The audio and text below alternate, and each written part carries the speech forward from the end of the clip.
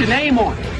Just put your name on it. That's all I say. Be a man or a woman. Put your name on it. Well, I'd like to hear about it, potheads. How the fuck you gonna know how to be great if you don't study greatness? Look at the game change. Donuts. If you want a battle, it's either that you will or you won't. You know, you're not a bad-looking man, Mr. Gals. But you are, Blanche. You are in that chair. There's something wrong with us. Something very, very wrong with us.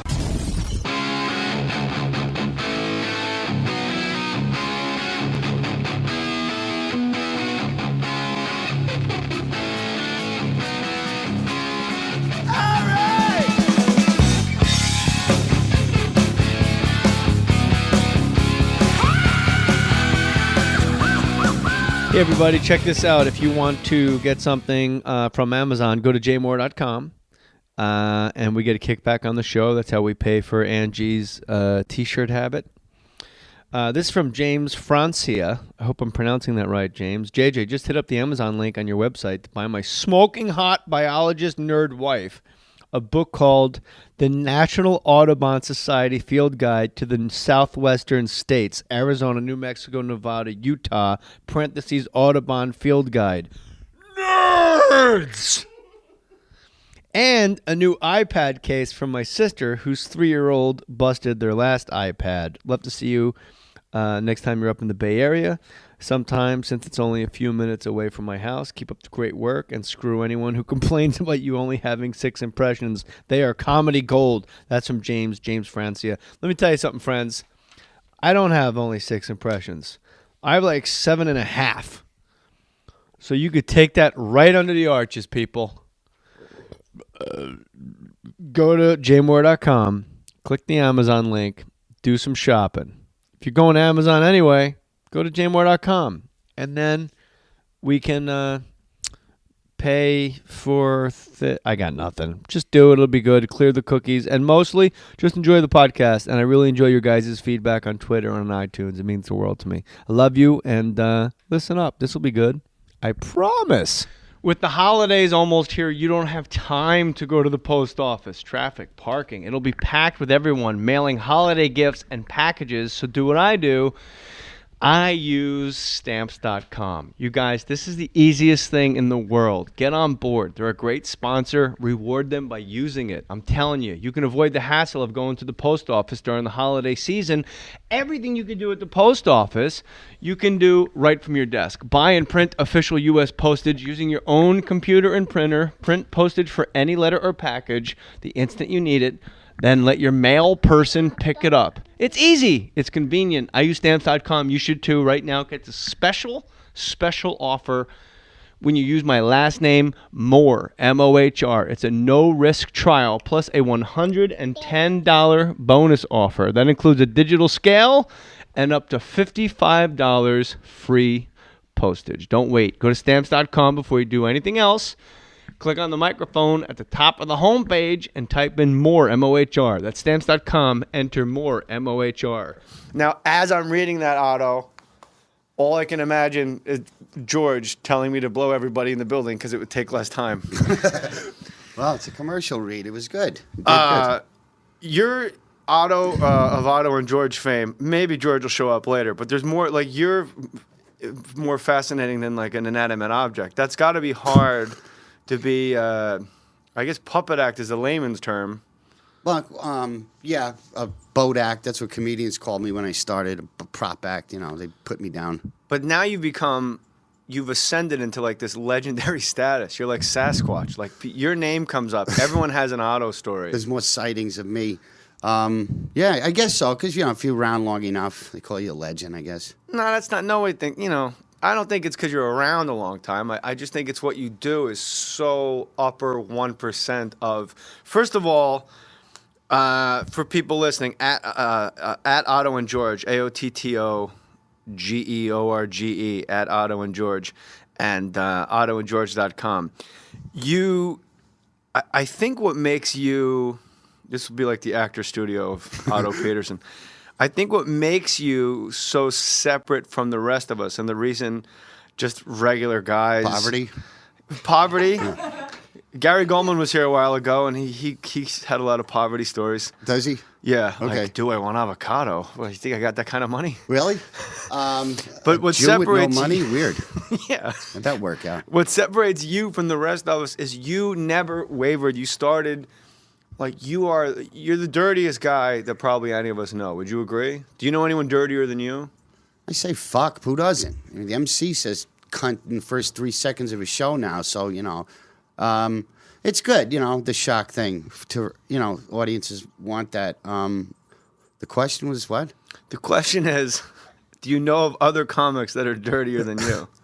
Yeah, definitely. Bob Levy's way filthier than me. I can't follow him. He's disgusting. Yeah. Joe DeRosa is joining us too. I almost missed out on you, Buttercup. I know. Joe. Hi, Joe. How are you, sweetheart? You look good, Warden from Midnight Express. You look good too. I gotta say, every time I see you, it puts a smile on my face. Aw. Your lovely wife's here. The guys are here. Otto, I love seeing you too, man. I haven't seen you since Montreal. We were up there with Patrice a few years ago. Yeah, how great was that? It was awesome. The only time I ever did shows with Otto, it was the last show in Montreal. It was Patrice, Otto, and George, me, and Nick DiPaolo and some jerk-off Canadian guy that sucked. Yeah. Remember that fucking hick? Yeah, he was horrible. Yeah, the kid with all the shit in his face. Yeah, usually Canadian What's that comics mean, are shit in okay. his face? Yeah, A lot of piercings and things. Piercings, yeah. What a weirdo. jerk. Why don't you sit Hillbilly. closer All right. to me? You know what I mean? Okay. It was fun watching Patrice eat that Subway sandwich every day in the dressing room. It was like a magic trick. It was there and it was gone. It was just boom. Like a slide whistle in Yeah. his mouth. Yeah, Extra exactly. meat. Yeah. You were doing that bit up there where it was every night in the middle of Otto's set, because we were all downstairs in this green room, so you'd go back and forth up and down all night, and you'd only catch pieces of everybody's set every night. And a couple times I came up and I caught you as you were reenacting the Kennedy this shooting with the dummy. That's what his mom calls it. Remember that situation with my son Jack? Situation. That's what Sam Giancana calls it. Hey. The Kennedy situation. Yeah. So he would be reenacting it, and he would do the shots, and he'd flip the dummy forward, and the hair would flip up, and the brains would come out of the dummy. Yeah. And then the dummy would always go, "They're shooting, Norton. They're shooting." Yeah, I turned They're into a honeymooners bit. Yeah. Put the top on, Norton. They're shooting us. Yeah. I saw you do that at Rascals. Yeah. That's one of the greatest bits nice. I've ever seen, because what's weird about any guy with a figure or a dummy, we would call Figure's it. good. Okay, any guy with that a was figure. respectful. See that? My wife taught me that. Yeah. It's Any good. guy with a figure, what becomes weird with the act is the audience. And I guess that's, if you're good, that's part and parcel for the show, is if you're really good at it, the audience is just staring at your figure. That's the for the layman, the objective, puppet. So George, and for the listeners, figure means puppet. So I'm going to go back and forth until you get used to it, and I'll just switch over to figure full. Don't explain the whole. All right. Yeah. So people are just staring at the puppet the whole show. And then people get irate at what George is saying. And it's the strangest thing in the world that people, I've seen it with my own eyes, I've seen it at Caroline's, I've seen it at the Boston Comedy Club, where audience members get so irate, they begin finger pointing and screaming at the puppet, like calling him a son of a bitch, like, I dare you to come off that stage and say that shit to my face. Like that must fascinate. I guess that's like what you want to have happen, because it means you're that effective of a ventriloquist. Well, yeah, I mean, walking a few people is important to me, because you're getting rid of the dipshits in the audience that can't take it anyway, don't get it, Comedians just get judged too harshly, They think you mean everything you say, which is completely false. Like, Jack Nicholson doesn't chase people with an axe in real life because, he's in The Shining, but, they think if I say something, I mean it, Right. But I don't think they think that you even say Yeah, I don't even think they think you say it. I think they really believe. Like when I watch you, I've seen you probably 40 times. I'm staring at George, and I watch George, and Colin and I have sat here and had this conversation. Joe and I have had this conversation. There's like, I guess what I'm trying to say is you're a bigger deal than you think. Like, you're the guy comics marvel at when you're not, in a good way.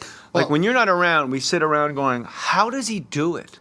Specifically, I'll watch if you see Otto and George, which you should, but if you're an R-rated, if you tap out at R, you're going to be one of the people he walks, and you're going to be like, I don't get it at all. But if you're the nitty-gritty Opie and Anthony, Ron and Fez crew, get after it and make sure you go see Otto and George. But you, like the dummy will look at somebody in the audience and say like, are you Chinese, miss?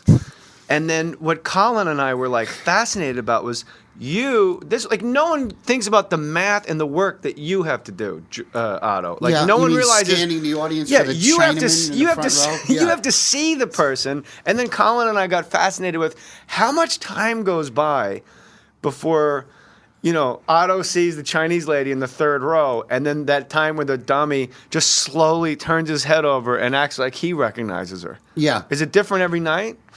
Yeah, it's different every night. There's not always a Chinaman available, you have to go to the Puerto Rican or whatever.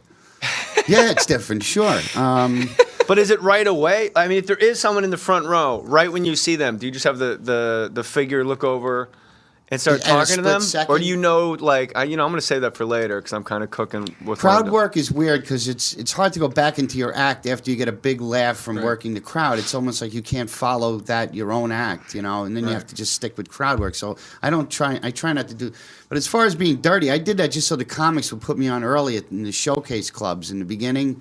I didn't want to wait around till 2 a.m. and go on after Andy Kaufman at the Improv. So if I was dirty and the comics would like me, they'd put me on early. That was the main objective for working dirty. Did they put you on early because they wanted to watch you? Yeah, they wanted to see me go kill with a packed room. Because I was a street performer, and it just sucked waiting 3 hours to do a set when I can go out on the corner and do 10 shows in an hour.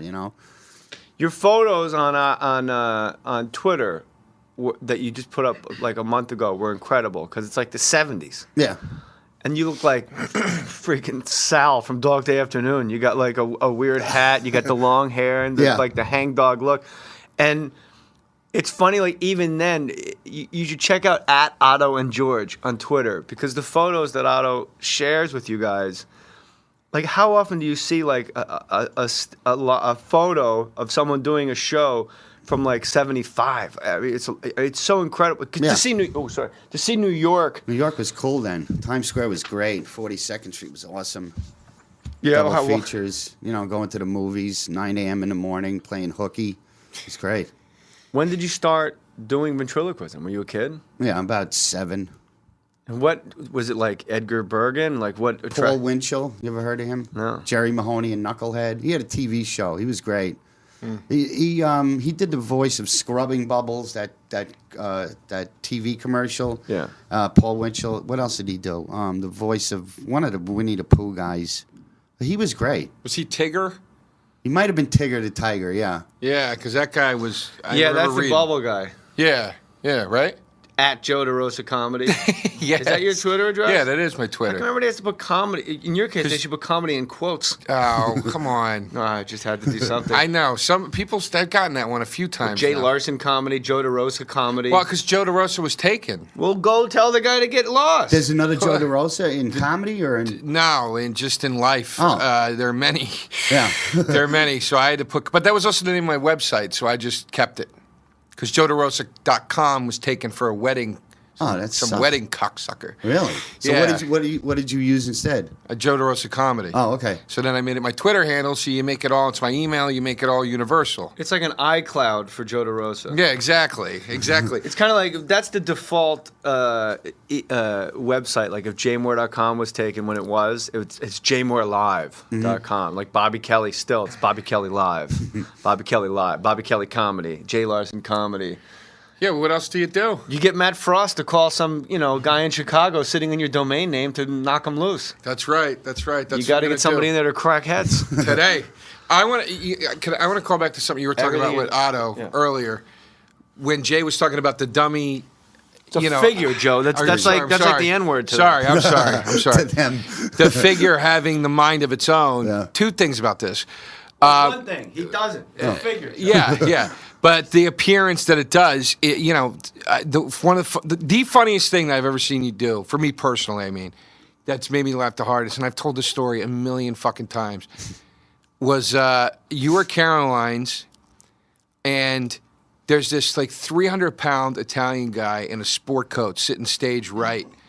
And you're looking straight ahead talking to the people, and all of a sudden George turns his head and looks down at the Italian guy, and he goes, "Holy shit, what the fuck is the size of that jacket, you fucking zilch?"